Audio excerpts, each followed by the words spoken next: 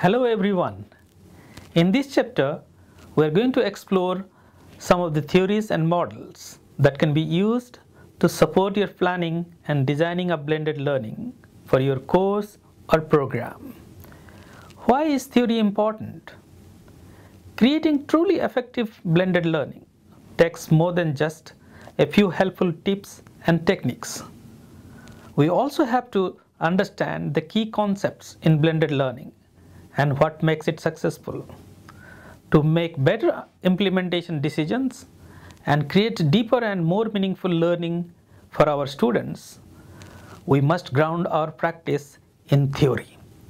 There are several models or frameworks to choose from. In this chapter, we will focus on two: the Complex Adaptive Blended Learning System, or the CABLES, and the Community of Inquiry Framework. The author of this guidebook, Dr. Martha Cleveland-Innes, will take us through both models and show how they can help us create better blended learning designs. But first, Dr. Marty, perhaps you could tell us more about the relationship between theory and practice in blended learning. Yes, of course. And hello again, everyone. Traditional face-to-face, classroom-based teaching has been used for centuries, and we know quite a lot about how it works.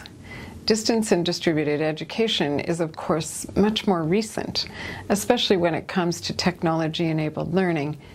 And while some innovative teachers have been combining in-person and online teaching for a while now, the technology has developed so quickly that in most cases it has been implemented well ahead of our actual understanding of how it works, the impacts and the differences it makes for teachers and students.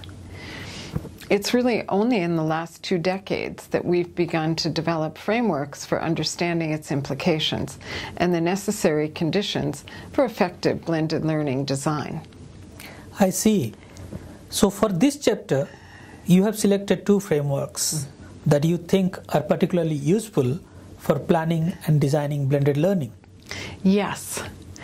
The Complex Adaptive Blended Learning System and the Community of Inquiry Framework both provide a comprehensive view of blended learning design and implementation. They can be applied to any level or segment of education, whether you're working in public schools, post-secondary education, the military, or the workplace. Let's begin with the Complex Adaptive Blended Learning System. Tell us something about its structure and how it contributes to blended learning. As you can tell from the name, the Complex Adaptive Blended Learning System, or CABLES framework, has been developed specifically for blended learning, and it analyzes the dynamic nature of blended learning into 6 key elements or subsystems. The first element at the center of the model is the learner. The learner changes and adapts based on interactions from the remaining elements of the model, and most importantly, the learner grows from being passive to active. We know a fair amount about this transformation in the learner as it happens, and it is the key for the entire framework. The other 5 elements, the teacher, the technology, the content, the learning support, and the institution, are arranged in the model around the learner. And it's important to understand that they are seen as interacting with the learner and with each other. For example, the technologies we select create new roles for both the learner and the teacher, while also changing the way we work with the content and the learning supports we may require. The CABLES framework is a very dynamic and interactive model. In the chapter, we go into more detail about each of these elements and the implications each has for both practice and research. By understanding the 6 elements and how they interact, we can plan a blended learning system that takes all of them into account, rather than simply introducing, for example, a new technology on its own. And the other model you have introduced in this chapter, the Community of Inquiry Framework, you are one of the leading researchers into that model, aren't you? Randy Garrison, Norm Vaughan, and I have done a great deal of research into the Community of Inquiry Framework, yes. It was originally developed by Garrison, Anderson, and Archer, and it has grown to become one of the most useful frameworks in blended and distributed learning. The focus of this model is on creating deep and meaningful learning and higher order thinking skills through inquiry-based learning.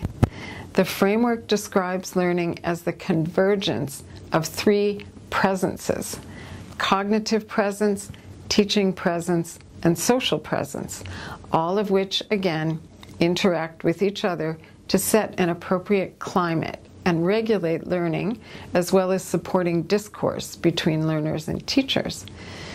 We use the word presence to emphasize that learning is a state of awareness and connectedness within the individual and the group. This chapter gives you more information on each of these three presences, the role each plays in learning, and their design implications. The most important concept to understand here is that under the Community of Inquiry framework, effective blended learning means creating opportunities for meaningful engagement rather than direct instruction. We create the conditions and develop activities to invite learners to construct their own knowledge structures and identify relationships between concepts. In blended learning, that means taking full advantage of the technologies that support dialogue and community, not just computer-supported content delivery.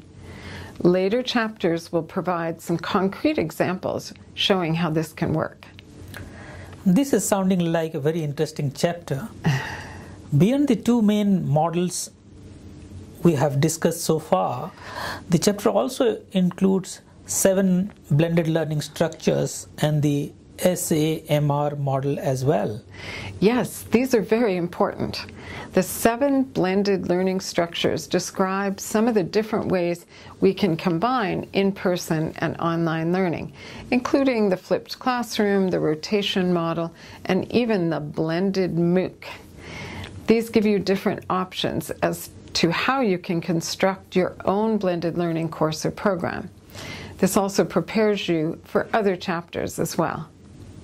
The substitution, augmentation, modification, and redefinition model, or SAMR, describes different impacts we might make on learning when we include technology-based activities. Whether our online activity merely substitutes for an in-person activity, whether it augments or modifies that learning, or whether the use of technology completely redefines the sort of activities that are possible. Again, one of our key messages in this guidebook is that technology can do more than simply replace in-person activities. It can redefine how we teach and learn. The SAMR model captures that very well. This chapter covers a lot of ground and lays the theoretical foundations for making smart implementation decisions and effective blended learning.